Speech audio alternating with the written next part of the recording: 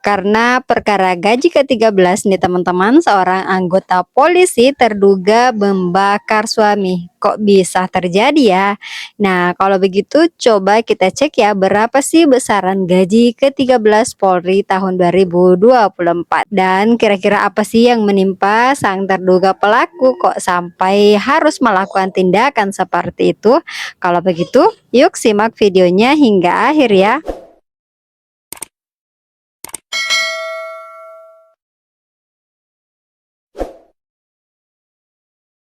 Assalamualaikum warahmatullahi wabarakatuh. Hai teman-teman semua, kembali lagi bersama saya Hidayah di channel Info Dunia ASN.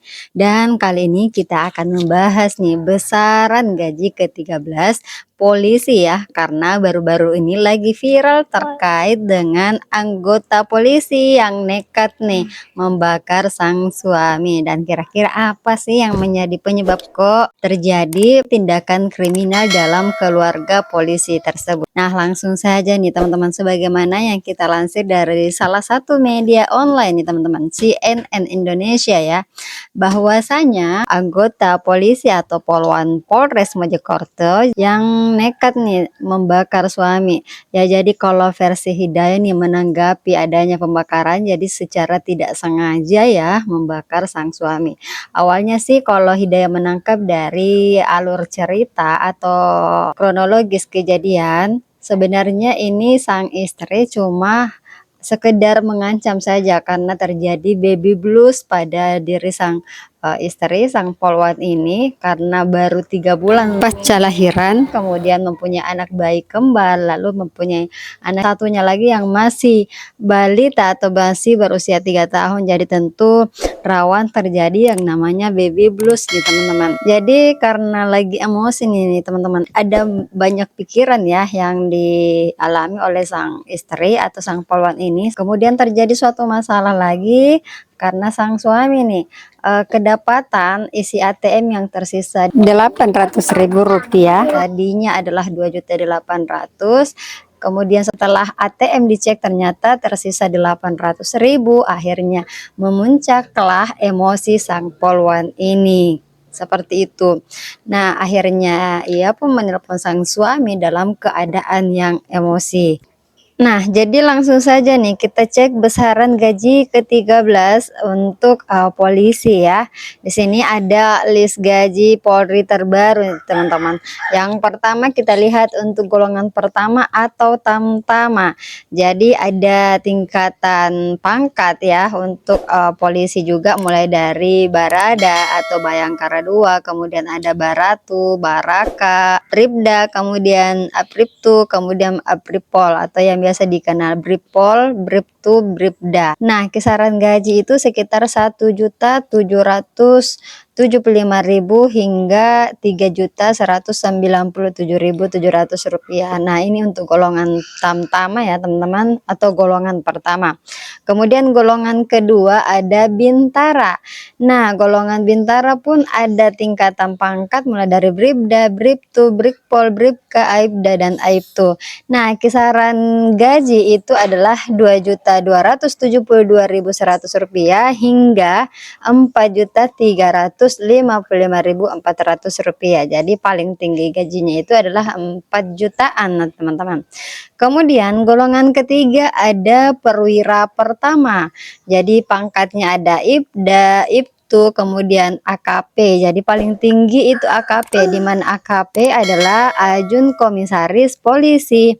Kemudian kisaran gajinya itu sekitar Rp2.954.200 hingga Rp5.163.100. Kemudian ada golongan 4 atau perwira menengah. Ini tingkatan pangkatnya ada Kompol, AKBP, kemudian Kombes Polisi.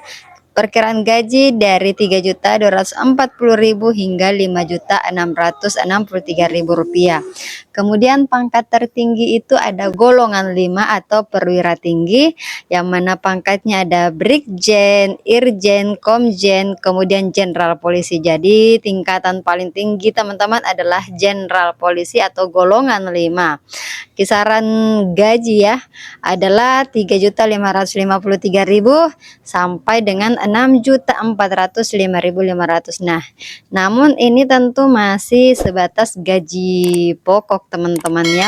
Tentu ada tunjangan-tunjangan lain yang bisa didapatkan oleh seorang polisi, seperti tunjangan kinerja dan ada tunjangan lauk pauk. Namun yang disebutkan di sini hanya gaji pokok seorang polisi, seperti itu. Tuh, melihat dari besaran gaji dari polisi ini kita sudah memiliki gambaran mengenai besaran gaji polisi. Nah, kalau teman-teman sendiri lebih memilih menjadi seorang anggota polisi atau anggota tentara ya, atau menjadi guru, boleh dong ya dituliskan di kolom komentar, pilih guru atau polisi atau tentara, seperti itu. Nah, sekarang kita mau membahas sedikit ya mengenai apa sih yang menimpa seorang ibu melahirkan sehingga gampang emosi setelah melahirkan nih teman-teman. Jadi namanya itu adalah sindrom baby blues. Jadi sindrom baby blues itu adalah kondisi umum yang seringkali terjadi pada ibu-ibu pasca melahirkan.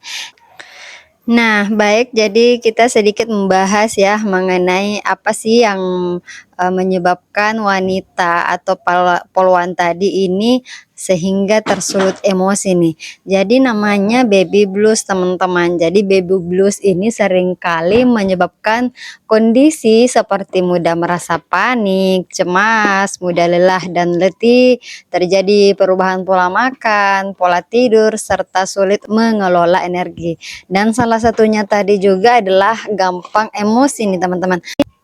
Jadi Hidayah punya tips ya untuk mengatasi baby blues ini. Salah satunya adalah istirahat yang cukup, kemudian mengkonsumsi makanan sehat, rutin olahraga, kemudian menerapkan komunikasi yang baik dengan orang-orang terdekat, melakukan kegiatan yang menyenangkan, kemudian curhat dengan orang yang dipercaya, meminta bantuan. Nah, lantas gimana kalau orang yang dipercaya atau orang terdekat seperti suami yang menjadi sumber masalah? Nah, ini yang tentunya harus apa ya, seorang ibu memang harus pandai-pandai nih mengontrol emosi.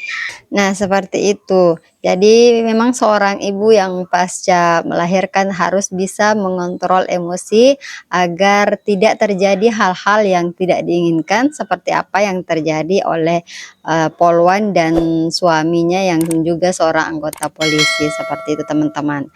Nah, jadi berapapun besaran gaji ke-13 atau gaji bulanan yang teman-teman terima, tentu harus disyukuri dan dimanfaatkan dengan sebaik-baiknya. Karena kebutuhan seseorang itu akan semakin meningkat dan semakin banyak. Jadi dimanfaatkanlah dengan sebaik-baiknya, atau paling tidak sedikit ya bisa menabung untuk memenuhi kebutuhan anak di masa yang akan datang. Seperti itu. Oke, nah teman-teman, sekiranya informasi ini bermanfaat, jadi jangan lupa subscribe, like, and share video ini. Terima kasih dan sampai jumpa pada video-video kami berikutnya. Assalamualaikum warahmatullahi wabarakatuh.